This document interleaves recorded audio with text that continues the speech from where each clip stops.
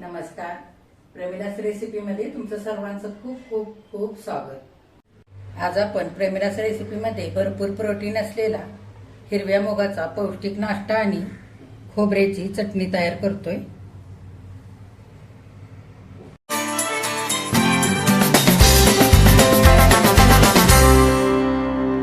हे बघा, हा हिरव्या मुगाचा नाश्ता सकाळच्या चहा सोबत खाण्यासाठी बनवू शकता किंवा मुलं शाळेतून 5 वाजता आल्यानंतर त्यांना नाश्त्यासाठी बनवू शकता. हा नाश्ता पौष्टिक तर आहेच, पण पचण्यासाठी सुद्धा खूप हलका आहे. किती छान झालाय बघा, अगदी जाळीदार आणि मऊ लुसलुशीत असा इथे तयार झालेला आहे. मी ह्यातला एक तुम्हाला तुकडा तोडून दाखवते. हे बघा, लगेचच आता रेसिपीला आपण सुरुवात करूया. आता हिरव्या मुगाचा नाश्ता तयार करण्यासाठी ह्या वाटीने मी साहित्य मोजून घेतलेलं आहे. तर ह्या वाटीने 2 वाट्या हिरवे मूग घेतले आणि 1 वाटी तांदूळ घेतले. हिरवे मूग आणि तांदूळ 2-3 पाण्याने स्वच्छ धुवून घेतले आणि भरपूर पाणी घालून रात्रभर भिजवून घेतलेलं आहे. तुम्ही 4 ते 5 तासांकरता मूग आणि तांदूळ भिजवून घेऊ शकता. हे बघा, मूग अगदी चांगले भिजलेले, तांदूळ सुद्धा आपले इथे मस्त असे भिजलेले.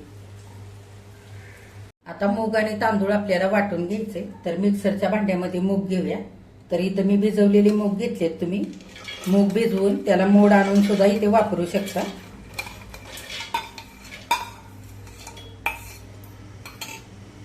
आता मुगामध्येच आपल्याला तांदूळ सुद्धा घालायचे. तर इथं मी भिजवलेले तांदूळ वापरले. जर तुम्हाला तांदूळ नसतील वापरायचे तर तुम्ही जाड किंवा बारीक रवा सुद्धा वापरू शकता. रवा जर वापरत असाल तर बिना भिजवताच इथे आपल्याला वाटतानाच रवा घालायचा आहे आणि तांदूळ घालत असाल तर ते आपल्याला भिजवून घालायचे. तांदूळ सुद्धा सगळे मिक्सरच्या भांड्यामध्ये घेऊया. पाणी सगळं मुगातलं आणि तांदळातलं नितळून काढलेलं आहे. आता इथं मी 4-5 मिरच्या घेतलेले तुकडे करून. तुमच्या आवडीप्रमाणे तुम्ही इथे मिरच्या वापरू शकता. 5-7 लसूण पाकळ्या, थोडंसं आलं आणि थोडीशी कोथिंबीर स्वच्छ धुवून घेतले. हे सगळं मिक्सरच्या भांड्यामध्ये घेऊया.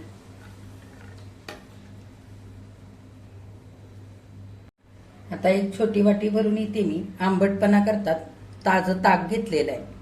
तुम्ही ह्या जागी दही वापरू शकता किंवा लिंबाचा रस जरी घातलात ना तरी सुद्धा चालेल. आता हे ताक सुद्धा आपण ह्याच्यावरतीच घालूया.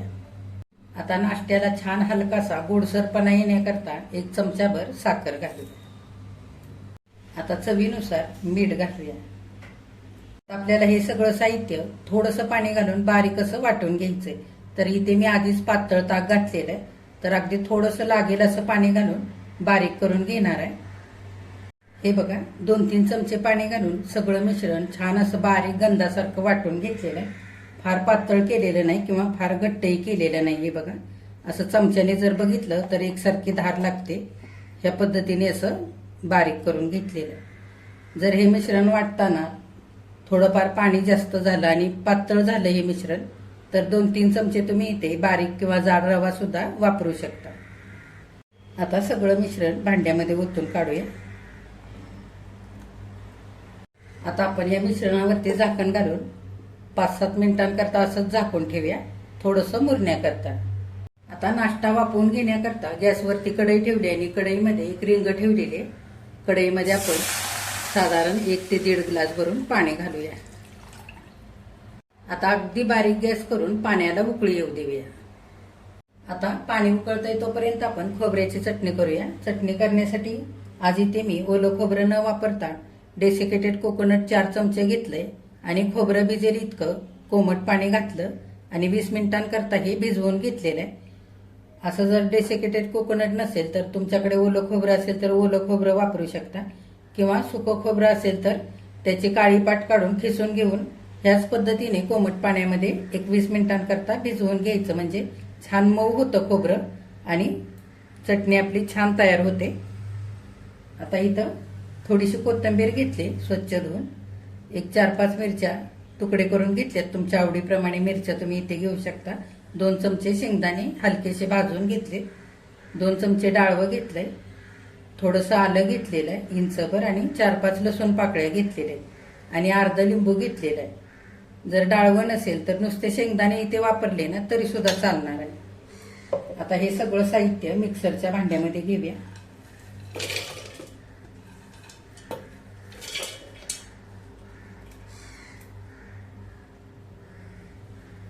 आता हे भिजवलेलं खोबरं पण ह्याच्यातच घेऊया.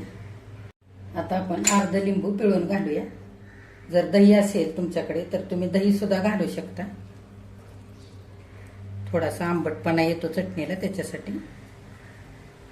आता चटणीला हलकीशी गोडसर चव येण्यासाठी आणि लिंबाचा आंबटपणा बॅलन्स करण्यासाठी आपल्याला 1 चमचाभर साखर घालायची. आता चवीनुसार मीठ घालूया.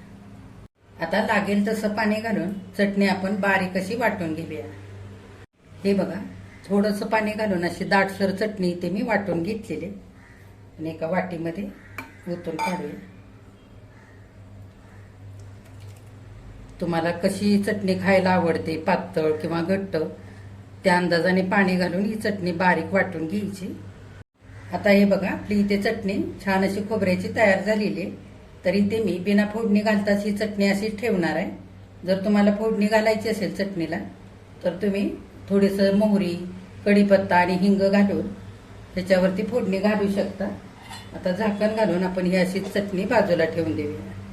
आता नाश्त्याचं मिश्रण आपण 5 मिनिटांकरता झाकून ठेवलं होतं. उघडून बघूया. हे बघा, अगदी छान भिजलेलं आहे.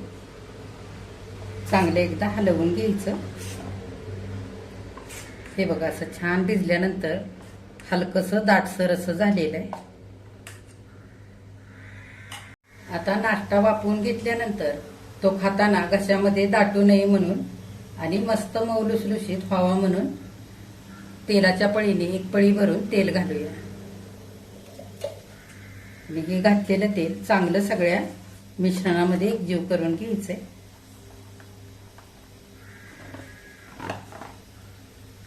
हे बघा, तेल घातल्यानंतर हे मिश्रण मी चांगलं 1-2 मिनिटं एकसारखं फेटून घेतलंय. सगळं तेल सगळ्या मिश्रणामध्ये चांगलं एकजीव करून घेतलेलं आहे. आता इथं मी अर्धा चमचा इनो घेतलेला आहे. जर इनो नसेल तुम्हाला घालायचा तर पाव चमचा किंवा पाव चमच्याला थोडासा जास्त खायचा सोडा सुद्धा तुम्ही इथे घालू शकता. आता इनो लगेचच आपण घालूया आणि सगळं मिश्रण चांगलं हलक्या हाताने मिसळून घेऊया.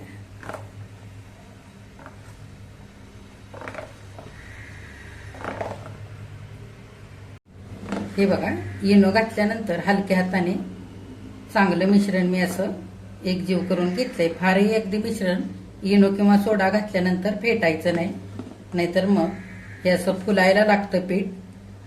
ते लगेचच आपलं बंद होतं फुलायचं. त्याच्यासाठी हलक्या हाताने असं मिसळून घ्यायचं. इथे मी ताट घेतलेलं आहे नाश्ता वापरून घेण्याकरता, असं उंच किनारीचं, आणि थोडंसं तेल लावून घेतलेलं आहे. आता हे सगळं मिश्रण आपण या ताटामध्ये ओतून घेऊया. आता सगळं मिश्रण ताटामध्ये ओतून घेतलं. आता लगेचच आपल्याला हे मिश्रण वाफवण्याकरता ठेवून द्यायचंय. हे बघा, इथं आपल्या पाण्याला सुद्धा चांगली उकळी आलेली आहे. गॅस मध्यम करूया आणि हे मिश्रणाचं ताट कढईमध्ये ठेवूया. गॅस मध्यम करून हे झाकून आपल्याला 10 ते 12 मिनिटं इतकं मिश्रण चांगलं शिजवून घ्यायचंय. आता 10 ते 12 मिनिटं झालेली आहेत. नाश्त्याचं मिश्रण आपण वाफवण्याकरता ठेवलेलं. झाकण उघडून बघूया.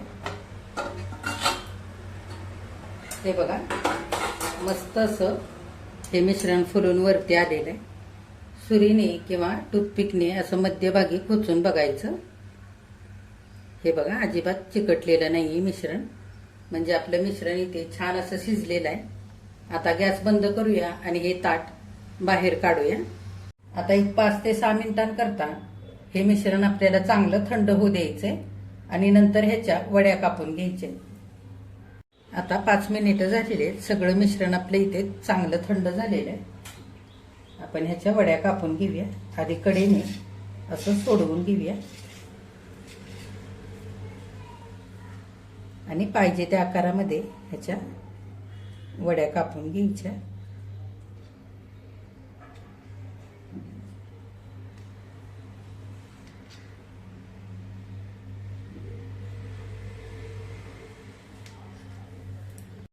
आता उभं कापून घेतलेलं आहे. असं आडवं कापून घ्यायचं याचे मी चौकोनी असे तुकडे करून घेते. लहान मोठे तुमच्या आवडीप्रमाणे तुम्ही इथे असे तुकडे करून घेऊ शकता.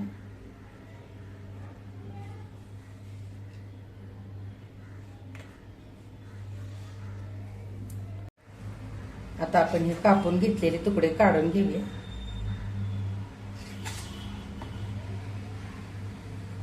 हे बघा, मस्त जाळीदार हा नाश्ता आपला इथे तयार झालेला आहे. अगदी ढोकळ्यासारखा तयार झालाय. हे बघा, अगदी मऊ लुसलुशीत असा. हे बघा, सगळे नाश्त्याचे तुकडे मी इथे एका ताटामध्ये काढून घेतलेले आहेत. आता ह्याला आपण फोडणी करूया. आता हे नाश्त्याचे तुकडे तुम्ही असे चटणी सोबत बिना फोडणीचे सुद्धा खाऊ शकता. छान लागतात खायला.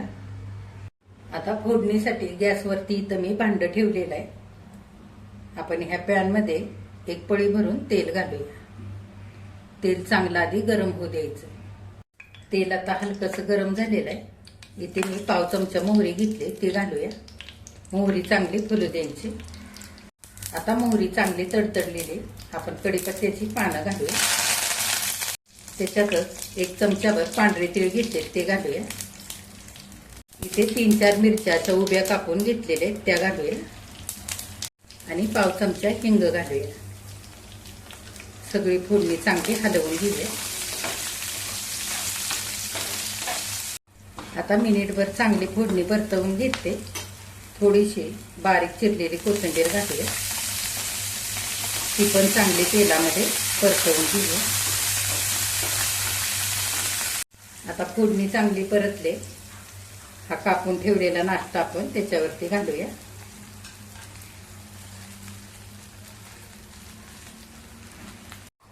आता सगळा नाश्ता एकदा चांगला खालीवर करून हलवून घ्यायचा. आता इथं मी अर्धा चमचा चिली फ्लेक्स घेतलेले. तुम्हाला आवडत असेल तर थोडंसं तुम्ही लाल तिखट घालू शकता, पेरी पेरी मसाला घालू शकता, किंवा मॅगी मसाला घालू शकता, किंवा चाट मसाला तुमच्या आवडीप्रमाणे घालू शकता. असं सगळीकडे पसरवून घालायचं हे चिली फ्लेक्स. आता आणखी थोडीशी कोथिंबीर आपण वरूनही घालूया. आणि पुन्हा चांगलं एकदा मिनिटभर हलवून घेऊया.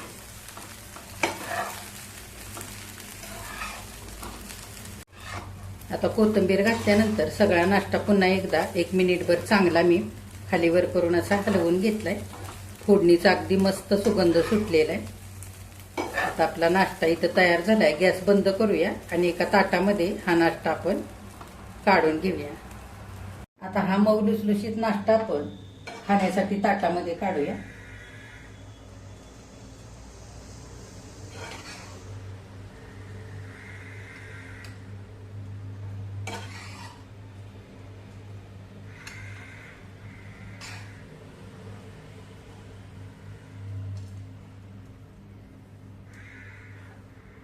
हे बघा, छान असा हिरव्या मुगाचा पौष्टिक नाश्ता आणि खोबऱ्याची चटणी इथे करून तयार झालेली आहे खाण्यासाठी. आणि मला कमेंट करायला अजिबात विसरू नका. आजची रेसिपी तुम्हाला कशी वाटली ते सुद्धा मला कमेंट करून सांगा. रेसिपी आवडल्यास लाईक सुद्धा करा. जे कोणी आता माझ्या रेसिपीज नव्याने बघत आहेत त्यांनी मात्र माझ्या चॅनेलला जरूर सबस्क्राईब करा.